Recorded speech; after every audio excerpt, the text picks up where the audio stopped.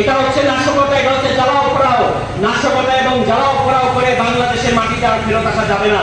কাজেই বাংলাদেশে আওয়ামী লীগের চ্যাপ্টার ক্লোজ হয়ে গেছে। বর্তমান সরকার বিএনপির উদ্দেশ্যে বলতে চাই, জুলাই গণ অভ্যুত্থানের কারণে, এই গণ অভ্যুত্থান সফল হয়েছিল বলেই আপনাদের সর্বোচ্চ নেতা লন্ডন থেকে বাংলাদেশে আসতে পেরেছেন, আপনাদের দ্বিতীয় সর্বোচ্চ নেতা শিলং থেকে বাংলাদেশে আসতে পেরেছেন। এখন বাংলাদেশের মানুষের হক আপনাদের আদায় করতে হবে। যদি বেঈমানি করেন, যদি গাদ্দারি করেন, তাহলে মনে রাখবেন শেখ হাসিনার জন্য ভারত আছে, আপনার জন্য কিন্তু কোনো লন্ডন, কোনো আমেরিকা, কোনো বার্মা, কোনো মায়ানমার, কোনো ভুটান, কোনো দেশ অপেক্ষা করে নাই। এই দেশেই আপনাকে থাকতে হবে। কাজেই গণরায় আপনাকে মেনে নিতে হবে। জনাব তারেক রহমানকে বলতে চাই, দুইজন বিখ্যাত ব্যক্তির আপনি সন্তান। শহীদ প্রেসিডেন্ট জিয়াউর রহমানকে দেশের মানুষ শ্রদ্ধা করে, বেগম খালেদা জিয়াকে দেশের মানুষ শ্রদ্ধা করে। তারা দুইজন দুই গণভোট দিয়েছিলেন, মুরব্বীদের মনে আছে। শহীদ প্রেসিডেন্ট জিয়াউর রহমান গণভোট আয়োজন করেছিলেন, বেগম খালেদা জিয়াও গণভোট আয়োজন করেছিলেন। দুই জিয়া দুই গণভোট আয়োজন করেছেন। আজকে তাদের সন্তান হিসেবে আপনাকে সিদ্ধান্ত নিতে হবে। আপনি কি ইতিহাসের আস্তাক্ষরে নিক্ষিপ্ত হতে চান, নাকি আপনি ইতিহাসের বরপুত্র হতে চান? এই সিদ্ধান্ত আপনাকে নিতে হবে।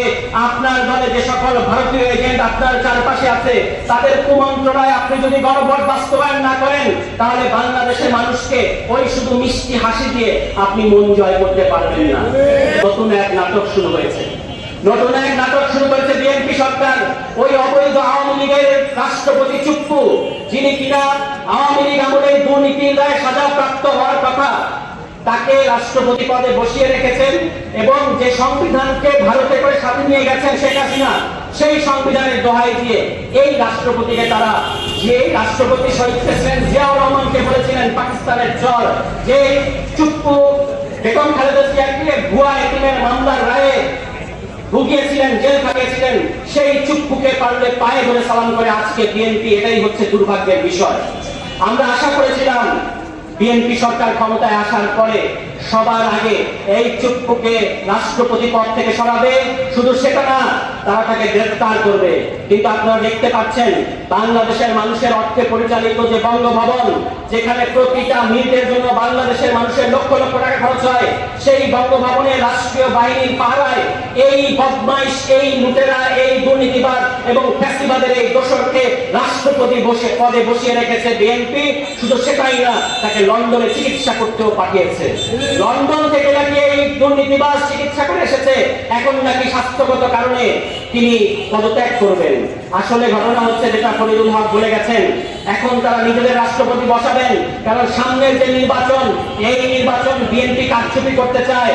বিএনপির কিন্তু আপনারা সব ভালো হলে, ওই যে বলে না ছেলের 90 ভাগ ভালো, শুধু মাঝে মাঝে রাতের বেলা বাড়ে যায়।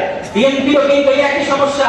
তাদের 99% ঠিক আছে, 1% হচ্ছে নির্বাচনের আগে আসলে তারা ক্ষমতাকে কুক্ষিগত করে রাখার জন্য এদেশের বিচারপতির বয়স বাড়িয়ে তত্ত্বাবধায়ক সরকার ব্যবস্থাকে কলুষিত করেছিল এবং তারপরে এই দেশে আওয়ামী লীগের তাণ্ডব, লোকি বৈঠা, লাশের উপর নৃত্য, ওই দীর্ঘ 11 এবং আওয়ামী লীগের ফ্যাসিবাদের যে শাসন আমরা দেখতে পাচ্ছি, এটার দায় কিন্তু বিএনপিকে নিতে হবে।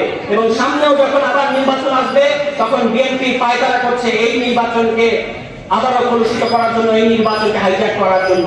যদি